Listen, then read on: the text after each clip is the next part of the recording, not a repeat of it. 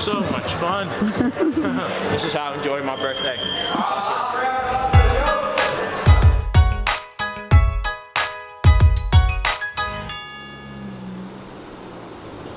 Side shuffle on that. I should have. My name's Micka, or in Arabic it's Micka, but most people pronounce it Micka. So I'm like, all right, cool, I'll just go with that.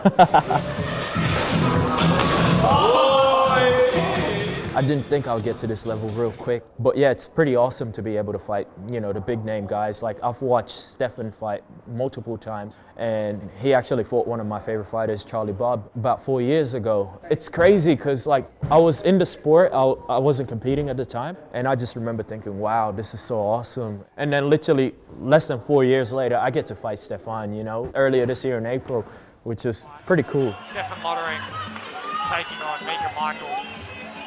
And straight away you can see Stefan starting to walk forward.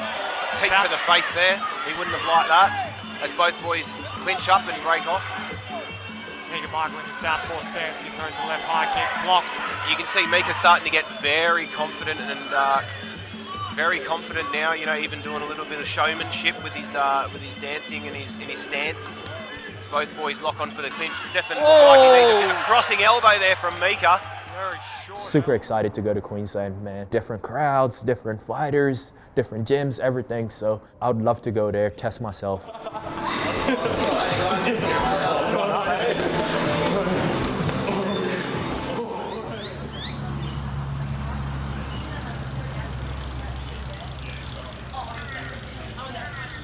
My name is Juler. I'm from Logan, Queensland, and I fight out of Muay Thai Militia.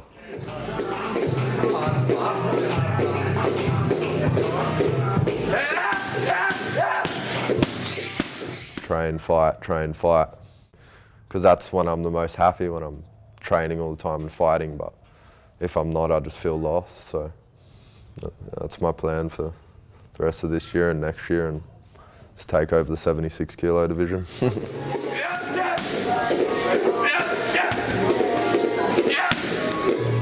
How'd you get into Muay Thai in the first place? When I was 12, I was playing footy, and my dad wanted to get me into some Muay Thai, so he took me down to Richard Walsh at Urban Fight Gym in Miami, just down the road from my footy club.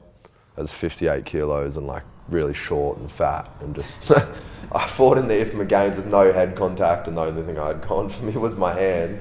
And I fought someone taller, and he just kept teeping me. I think I've seen footage of that fight. Yeah. So he just kept teeping me, and he teeped me, and I fell over one of my toes and broke my toe. And then after that, I just quit for a couple of years. I think I put on more weight because I was just going to school, eating, wasn't really training. I think I quit footy then as well. And then when I was around, I think 14, 15, I got back into it. And then I met Blair, and Blair must have seen something in me. I remember him from just before I started coaching him, because I remember Richie told me a little bit about him, and I just remember seeing him super shy in the corner, head down, not making eye contact with anybody, but had, I don't know, there was just something about him that you could tell that if he had a crack at it, he was going to be good at it. I found out more about him. He was having trouble at school, getting bullied.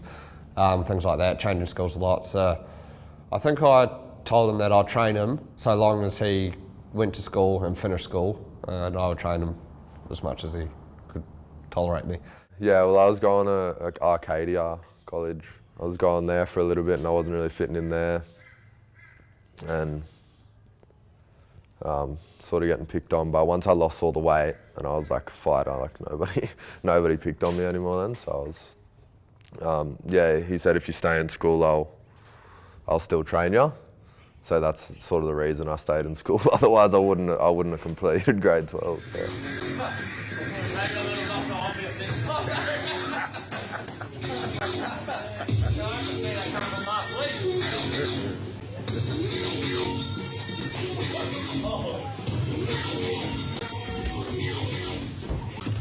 I think he was just getting picked on because he was a bigger kid. Kids can be pretty tough. And it was just weight that didn't need to be there. So I think that had a lot to do with obviously the hard time at school. So yeah, we managed to strip 20 kgs off him pretty fast. And then, yeah, got him in the ring, got him fighting. And not only that, like, yeah, the bullying and that would have stopped at school. All of a sudden, kids like to know someone who's a fighter as well, so that's pretty cool. And also just the general confidence. It was the same in the gym. Once the weight came off, once he started to get a bit of self-belief, yeah, it's just the whole way he carried himself completely changed.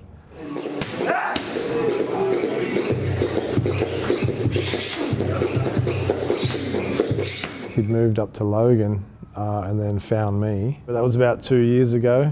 He loves it, yeah. He's got heart, he's tough. He'll fight anyone. His style, I think his style is like Toby Smith's, to be honest. I think he'll be the next Toby Smith if he wants to. I tell him all the time.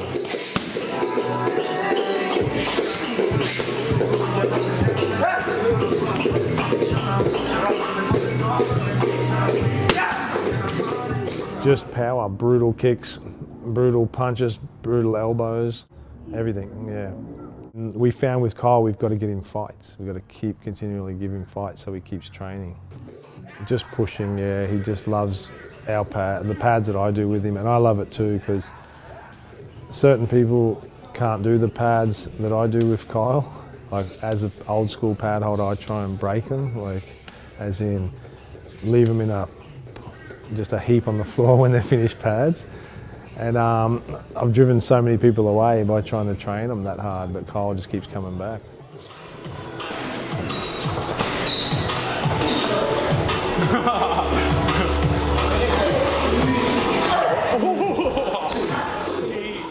I am from Sudan originally, born there and moved over to Australia when I was young. So I've been pretty much living here all my life. Sudan is a war-torn country, and like, you can't really, there's no bright future there, honestly, if I may say that.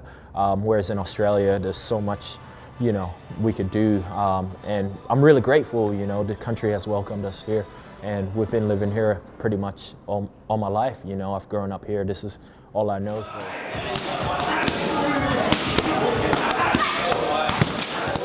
Growing up, I played different sports. I played soccer, basketball. It wasn't really something I wanted to do. What I really wanted to do was combat sports, but I come from a religious family. My mom and dad are Christians, so combat sports is not something, you know, that they would consider, but they understand that I love it, and I've dedicated so much of my time and my life into it, so they've been supporting me ever since. My mom actually comes to most of my fights.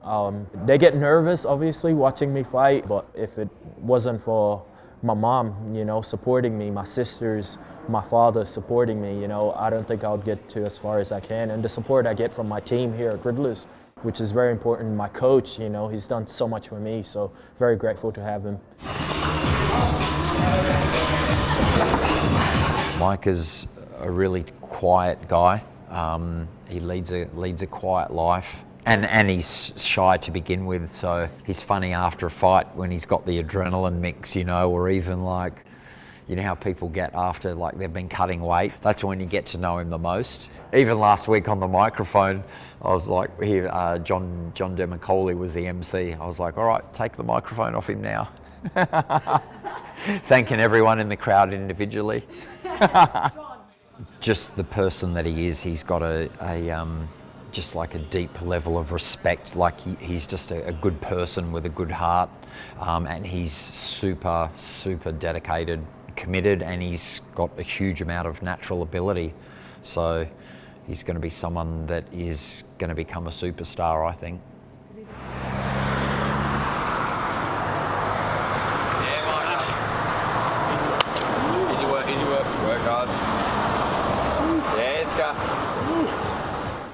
Riddlers Gym always produce tough fighters, so it's going to be a tough fight. But Kyle loves fights. He will thrive in wars. So see it if you want to see blood, because there's probably going to be some.